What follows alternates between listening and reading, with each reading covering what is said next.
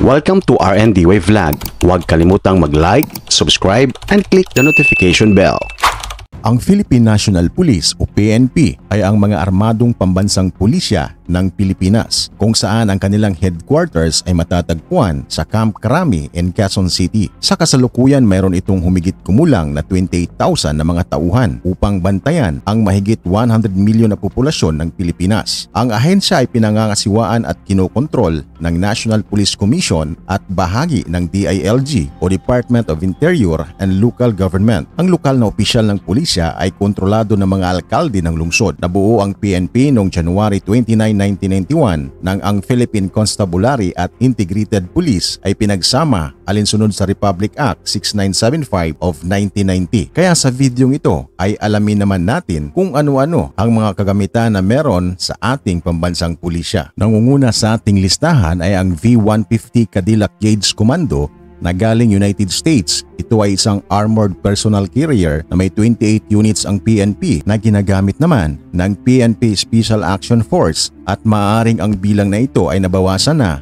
dahil dalawa dito ay nahuli ng mga Maote Group fighters noong kasagsagan ng gyera noong May 2017. Sledat MDT Armor Tiger Mk2 na galing Israel. Ito rin ay isang armor personal carrier na mayroong 6 units ang PNP kung saan na-acquired noong 2019 at ginagamit ng PNP Special Action Force. Ito ay armado ng cupola-mounted 12.7mm or 7.62mm machine gun. AM General HMMWV na galing United States. Ito rin ay isang armored tactical vehicle na kung saan merong 25 na M114 na binigay noong 2013 at pinaghatian ng Philippine Army at ng PNP Special Action Force. CTK Armored Vehicle. Ito ay isang armored personal carrier na kung saan ginagamit ng mga PNP Special Action Force sa pag-assist ng mga bangko at ginagamit lamang ito sa mga urban operations. JAC Sadco na galing Russia. Ito ay isang police truck na usually ginagamit ng mga PNP Special Action Force. Hino 300 series na galing Japan. Ito ay isang police truck na ginagamit ng mga PNP Special Action Force. Isuzu Forward na galing Japan. Ito ay isang police truck na usually ginagamit sa mga regional offices and support units. MAN CLA 18.800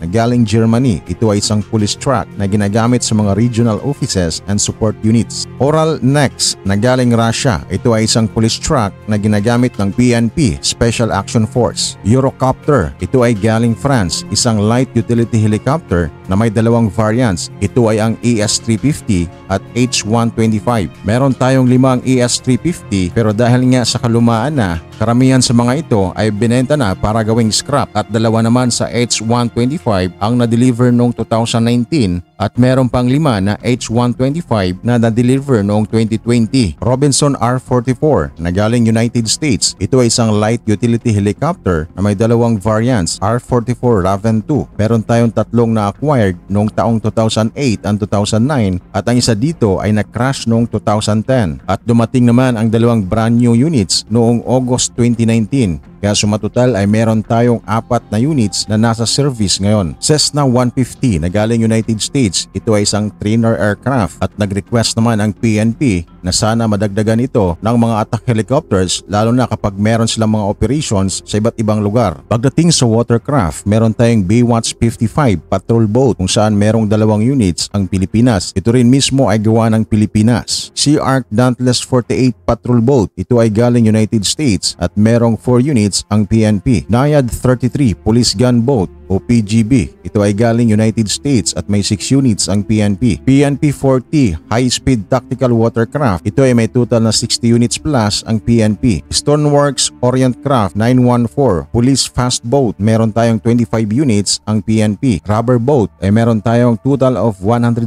units. Pagdating sa mga weapons, meron tayong Glock 17, Iwi Masada, Canik TP9, Zigana, Pindad G2, Taurus TS9, Beretta 92, M16 rifle, Norenko CQ, IMI Galil Ace, MTAN MC4, IWI Nigiv, Renmetal MG3 at RPG7. Pagdating sa usaping police motorcycle, meron tayong Honda XRM na kung saan ginagamit ito usually sa mga cities and municipalities. Meron tayong Honda XR150, Kawasaki Ninja 650R kung saan ginagamit ito ng mga PNP Highway Patrol Group at sa Butuan City Police Office. Kawasaki Roser kung saan ito ang ginagamit ng mga cities and municipalities. Kawasaki versus 650, ito ay ginagamit ng mga Highway Patrol Group, Police Security Protection Group, Sorsogon Police Provincial Office and Butuan City Police Office. Kawasaki versus 1000, ito rin ay ginagamit ng mga PNP Highway Patrol Group at Police Security and Protection Group. Pagdating sa police car, meron tayong Hyundai Elantra. Ito ay isang police car na kung saan donation ng South Korean government bilang suporta kung saan merong mga Korean communities na na-establish. Toyota Corolla Altis, ito ay ginagamit ng PNP Highway Patrol Group. Mitsubishi Adventure na kung saan ito ay madalas na ginagamit ng Police Baguio, Police Bacoor at Police Tagaytay. Ginagamit din ito ng Crime Laboratory at ng SUCO units. Mitsubishi L300, ito naman ay ginagamit ng Cavite Provincial Police and Baguio City Police Office. Mitsubishi Montero Sport, ito ay isang police car na donation naman ng Japanese government. Toyota Innova,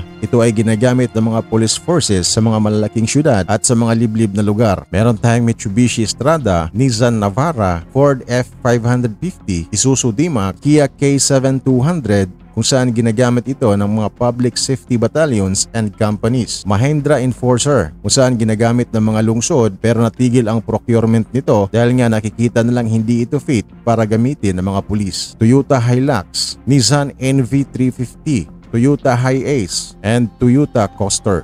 Ito ay ilan lamang sa mga kasalukuyang ginagamit ng ating kapulisan at umaasa na sa patuloy na pag-usad ng modernization program ay matugunan at madagdagan na ang kanilang mga kagamitan.